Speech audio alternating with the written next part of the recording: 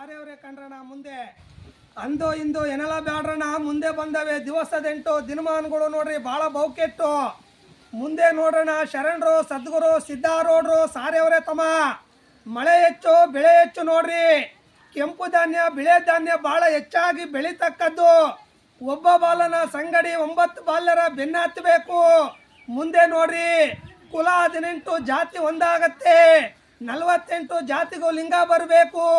6 ಗಾವಿಗೆ ಹಳ್ಳಿ ಆಗತ್ತೆ ತಮ್ಮ 3 ಗಾವಿಗೆ ಸಂತಿ ಆಗತ್ತೆ ಮುಂದೆ ನೋಡ್ರಿ ನಾವೆಚ್ಚಂತ ಮೆರೆದಿದ್ದೆಲ್ಲ ಉರ್ದೋಗತ್ತೆ